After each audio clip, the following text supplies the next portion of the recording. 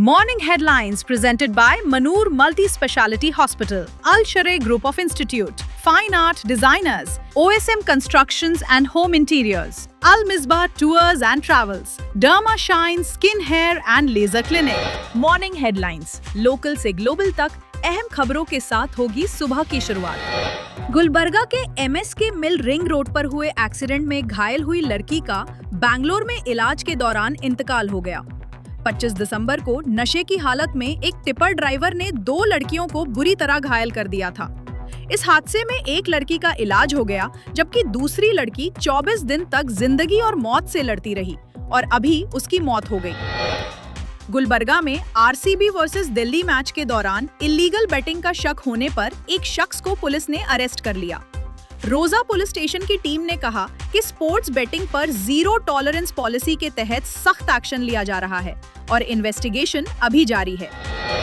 अफजलपुर तालुका के चिन्मेगेरा गांव में KPR शुगर्स फैक्ट्री का विजिट करते हुए DC फौजिया तरन्नुम ने शुगर केन वेइंग मशीन और ऑपरेशंस का जायजा लिया। फार्मर्स के लिए drinking water, toilet facilities, overnight stay और टाइमली पेमेंट जैसे जरूरी इंफ्रास्ट्रक्चर इंश्योर करने के लिए इंस्ट्रक्शंस दिए गए। सऊदी अरब ने सिर्फ एक हफ्ते में 14,000 से ज्यादा इलीगल रेसिडेंट्स को डिपोर्ट कर दिया है, जो किंगडम के स्ट्रिक्ट इमिग्रेशन क्रैकडाउन को क्लियरली दिखाता है। अथॉरिटीज का कहना है कि वीजा वायोलेशंस और रेसिडेंसी लॉस की खिलाफ वर्जी पर जीरो टॉलरेंस पॉलिसी चल रही है और ये एक्शन आगे भी जारी रहेगा।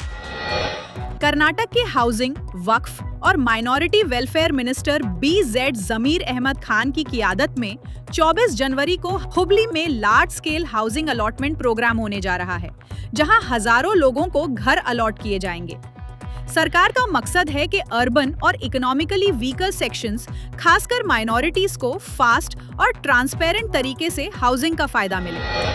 कर्नाटक ने प्रधानमंत्री फसल बीमा योजना PMFBY के परफॉर्मेंस में पूरे देश में सेकंड रैंक हासिल किया है, जो फार्मर्स के लिए बड़ी अचीवमेंट मानी जा रही है। क्रॉप इंश्योरेंस क्लेम सेटलमेंट और कवरेज में बेहतर इम्प्लीमेंटेशन की वजह से कर्नाटका टॉप परफॉर्मिंग स्टेट्स में शामिल हो गया है। CPI के जनरल सेक्रेटरी D राजा ने कह दिया है कि प्राइम मिनिस्टर नरेंद्र मोदी ने US प्रेसिडेंट डोनाल्ड ट्रंप के प्रेशर के आगे झुककर रशिया से तेल खरीदना और हाई टैरिफ्स एक्सेप्ट कर लिए हैं और इस पर मोदी ने कुछ भी आवाज नहीं उठाई। D राजा ने कहा है कि अगर मोदी ट्रंप जैसे अमेरिकन इंपीरियलिस्ट प्रेशर के आगे झुकते रहे तो उनका प्राइम मिनिस्टर बनना हकीकतन सवाल के नीचे है और देश की इज्जत भी कम हो रही है।